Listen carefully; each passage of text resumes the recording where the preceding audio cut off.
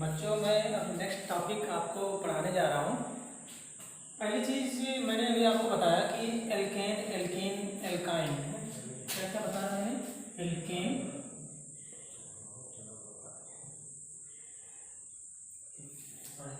Alkene,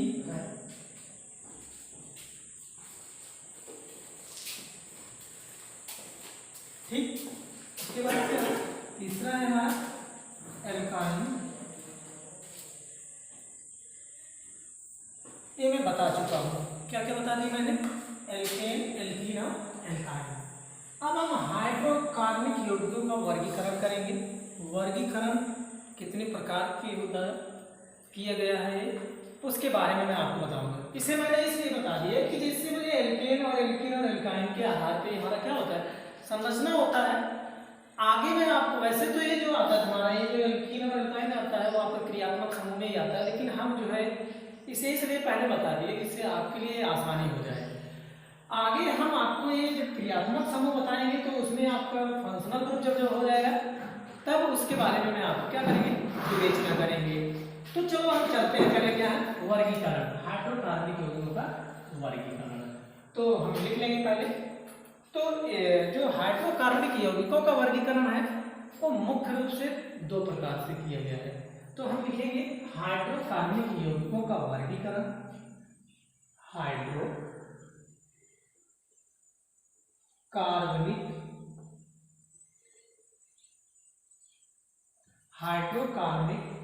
यौगिक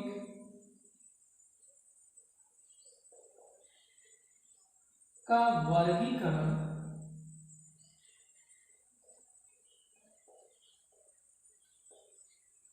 hydrocarbonic यौगिक का वर्गीकरण दो भागों में किया गया है।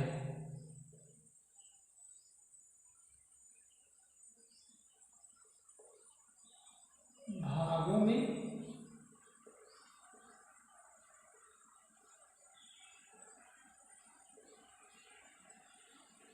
किया गया है, ठीक। नंबर एक जो होगा हमारा कौन सा हो जाएगा? खुली श्रृंखला, खुली श्रृंखला, ठीक। नंबर एक कौन सा हो जाएगा? खुली श्रृंखला, जिसे हम ओपन चैन कहते हैं। क्या कहते हैं? ओपन, ठीक। नंबर दो जो हो जाएगा हमारा क्या हो जाएगा? बंद श्रृंखला। क्या हो जाएगा? बंद श्रृंखला, जिसे क्या कहते हैं? क्लोज चैन।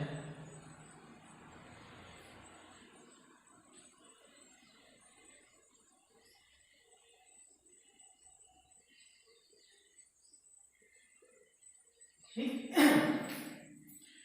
अब मैं बता दिया आपको जो वर्गीकरण किया गया है वो कितने भागों में किया गया है? दो भागों में किया गया है। नंबर एक हमारा कौन सा हो जाएगा? खुली श्रृंखला। नंबर दो कौन सा हो जाएगा? बंद श्रृंखला। अब आगे मैं लिखता हूँ, हेडिंग डालता हूँ खुली श्रृंखला। नंबर एक इसे हम क्या करते हैं, आगे डाल देते हैं, कौन सा हो जाएगा? खुली श्रृंखला, खुली श्रृंखला, ठीक।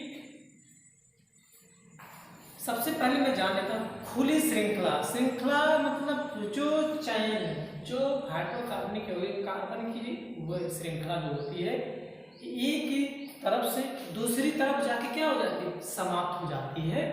उसी को हम क्या कहते हैं? खुली श्रृंखला। जैसे मान लीजिए मैं एग्जांपल के रूप में ले लिया, एक कार्बन है, इसे इस तरह से है, सपोज करिए कार्बन,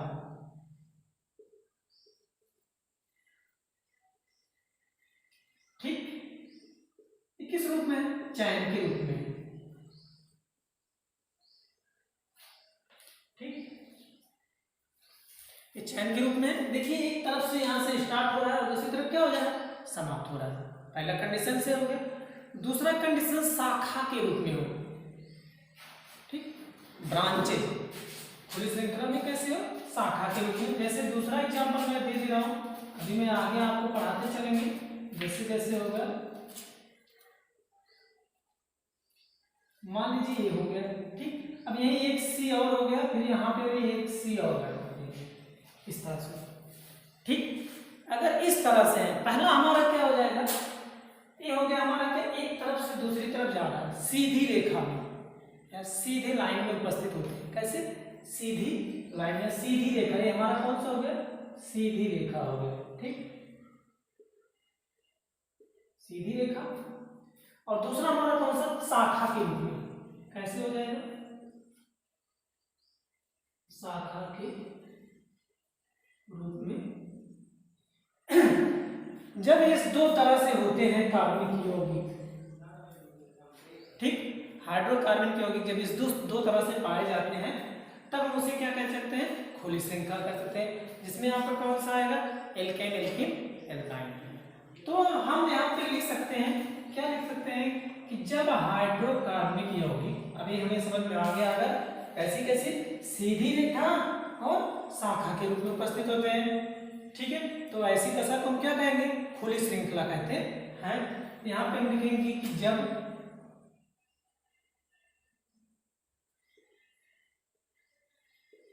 हाइड्रोकार्बनिक यौगिक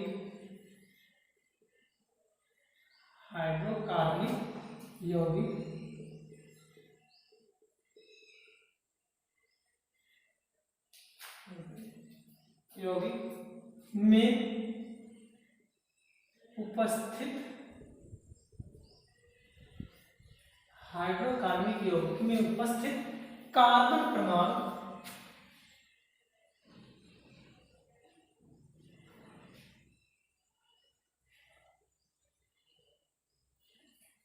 ठीक, क्या क्या हो जाएगा, जब हाइड्रोकार्बनिक यौगिक में उपस्थित कार्बन परमाणु एक सीधी रेखा, जिसको क्या कहते हैं, स्ट्रेट लाइन। कैसे, सीधी रेखा,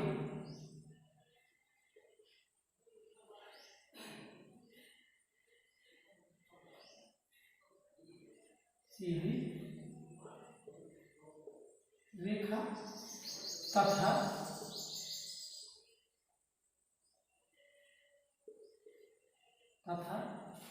शाखा के रूप में, शाखा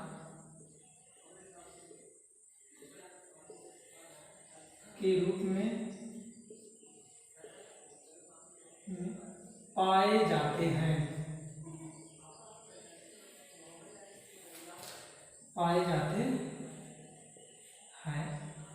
तो उससे खुली श्रृंखला कहते हैं।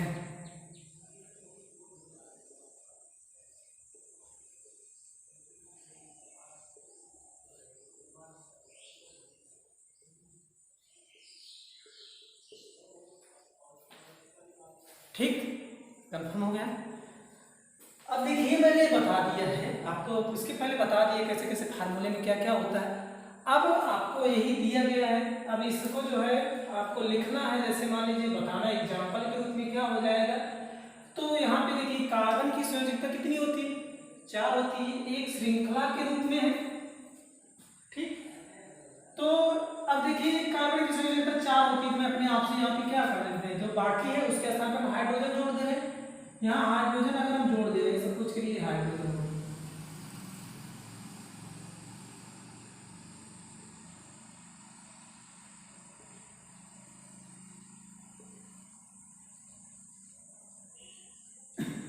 ठीक। अब यहाँ भी हाइड्रोजन, हम इसको थोड़ा सा मैं नीचे कर दे रहा हूँ, चलो ठीक, कोई बात नहीं, इसे भी मैं यहाँ कर दे रहा हूँ, इसे भी देखिए,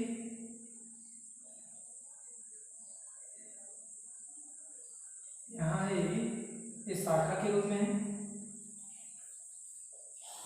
ठीक, यहाँ हाइड्रोजन कर दे रहा हूँ,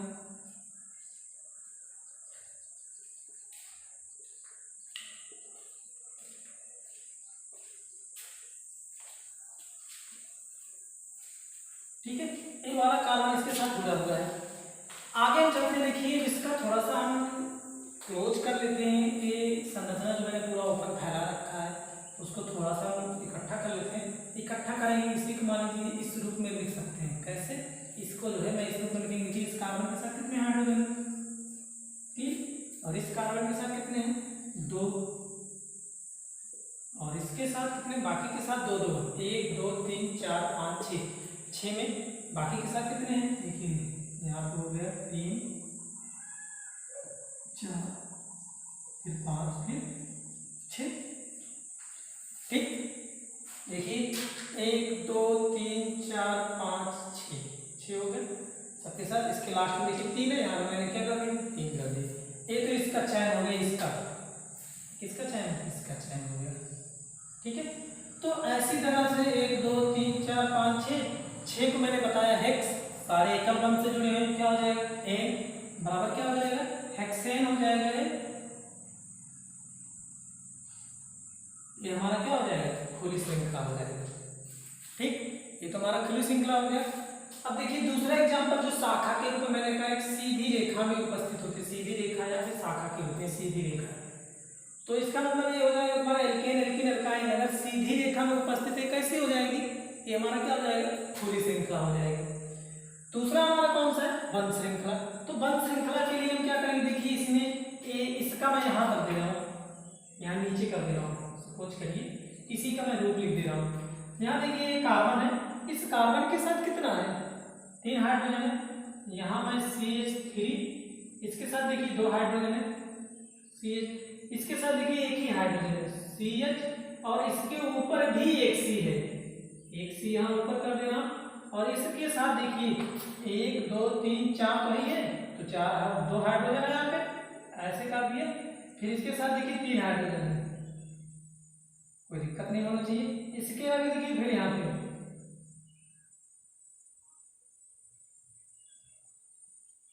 ठीक, ये आपका हो गया शाखा के रूप में, कैसा हो गया शाखा के रूप में हो गया, शाखा यहाँ से निकली हुई है देखिए, इसलिए शाखा के रूप में होता है। तो ऐसी दशा में हम क्या कहेंगे इसको खुली श्रृंखला। समझ में आया। आगे इसका भी अगर नाम करना चाहें तो इतना पार्ट हो जाए, देखिए ये जो आगे आपको पढ़ाएंगे IPSC तो उसमें बताएंगे कि जो चयन बनता है श्रृंखला बनती है, जिस तरफ से कार्बन की संख्या सबसे ज्यादा होती है उसी तरफ से ही हम चयन का क्या करते हैं निर्माण करते हैं।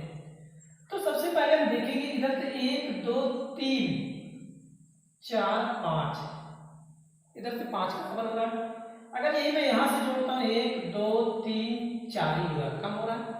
अगर इधर से करते हैं 1 2 3 4 कम हो रहा है। तो मैंने ये बताया कि जिधर से कार्बन की संख्या सबसे ज्यादा होगी उधर से हम क्या करेंगे श्रृंखला का निर्माण करेंगे। चलो मैं निर्माण कर लेता हूँ, ध्यान से करता हूँ। देखिए 1 2 3 4 और 5 है, और 3 पे यहाँ पे देखिए CH3 है, CH3 में आगे आपको बताऊंगा अगर इस तरह से जुड़ा है तो उसको क्या कहेंगे हम मेथिल कहेंगे। ठीक है ना, तो यहाँ पे 5 को क्या कहेंगे पेंट कहेंगे, 3 पे मेथिल है, इसका नाम हो जाएगा 3 मेथिल। ठीक, 5 है क्या हो जाएगा पेंटेन हो जाएगा। ठीक है, ये तो हमारा हो गया क्या खुली श्रृंखला। नेक्स्ट जो है आपको बताता हूं मैं, इसके बाद दूसरा नंबर है कौन सा बंध श्रृंखला। अब चलते हैं बंध श्रृंखला क्या है।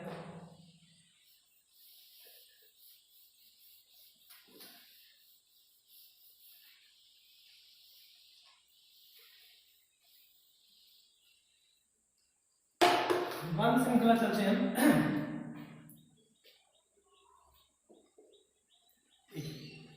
अब हम बंद का मतलब ये हो गया कि जो बंद हो क्लोज हो एक तरफ से। जैसे मैं बता देता हूँ, अभी आपको मैंने मान लीजिए यहाँ पे CH3 CH2 एंड CH3, ये आपकी कैसी श्रृंखला में सीधी रेखा में, तो जाहिर सी बात बंद श्रृंखला है, वो सारी खुली श्रृंखला है।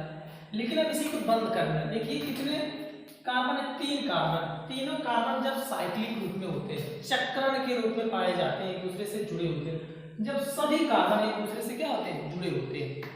इसमें देखिए सब कार्बन नहीं जुड़े, ए वाला कार्बन इससे नहीं जुड़ा हुआ है, ना ए वाला कार्बन इससे जुड़ा हुआ है, एक दूसरे से नहीं जुड़ा।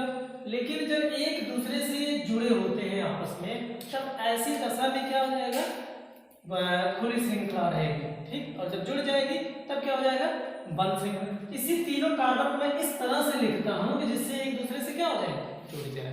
तो जुड़ने का मतलब देखिए 2 कार्बन यहाँ कर दिए, 1 2 और 1 हो गया, इस तरह से देखिए मैंने जोड़ दिए। ठीक, अब ये इस तरह से जोड़ के देखिए कितने इसमें कार्बन, तीनों कार्बन आगे क्या हो गया, बंद हो गया। सभी कार्बन एक दूसरे से क्या है, जुड़े हुए हैं। और इनका जो देखिए कार्बन की मैंने बताया था, कार्बन की जो संयोजकता होती है कितनी, 4। अगर मान लीजिए कार्बन में ले ले रहा हूँ, एक कार्बन लेंगे, इसमें देखिए 1 और 2, 2 ही तो पूरा हुआ है, अभी 2 बाकी है, इसलिए मान लीजिए 2 एक इधर एक इधर, 4 मैंने कर दिए, फिर एक इधर 4 इधर हो गया, फिर एक इधर और एक इधर, 4, सबका 4 देखिए। अब जो बच रहा है उसके साथ साथ हम क्या करेंगे, आप हाइड्रोजन जोड़ देंगे,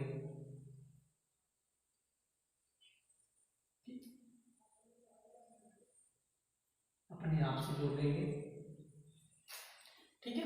अब हम आगे चलते हैं, एक खुली श्रृंखला है और एक बंद श्रृंखला है। अब ये देखिए एक दूसरे से जुड़ा है, तो मुझे लिखना है कि जब हाइड्रोकार्बनिक यौगिक में सभी कार्बन एक दूसरे से जुड़कर क्या बनाते हैं, चक्रण बनाते हैं, चक्रण, इसको कहते हैं साइक्लो बनाते हैं, तो उसे कौन सी श्रृंखला कहते हैं, बंद श्रृंखला कहते हैं। यहाँ पे लिख सकते हैं जब हाइड्रोकार्बनिक यौगिक में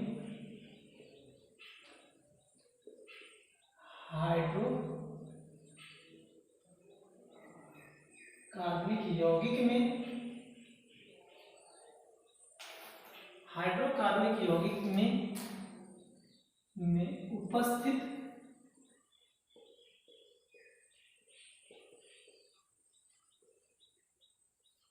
सभी कार्बन परमाणु, सिंपल सा परिभाषा है, कार्बन परमाणु एक दूसरे से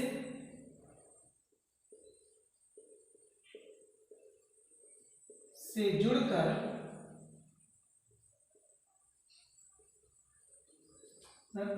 चक्रण बनाते हैं,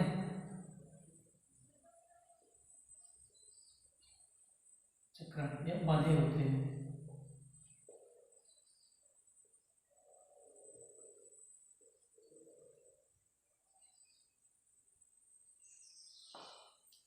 चक्रण बनाते हैं,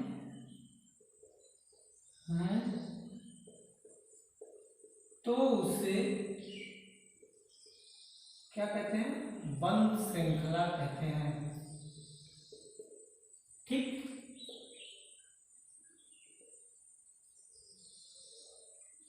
ठीक है, अब इसे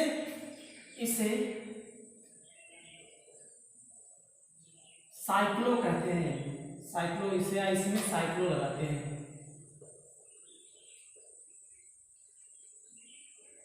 साइक्लो लगाते हैं।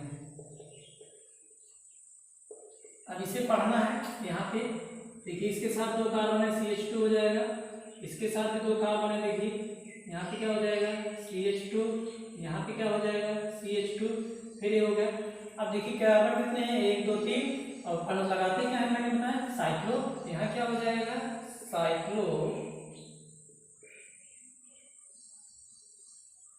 और 1 2 3 को क्या कहते हैं, प्रो, एकल बंध से जुड़ा हुआ क्या हो जाएगा, एन, बराबर क्या हो जाएगा, प्रोपेन।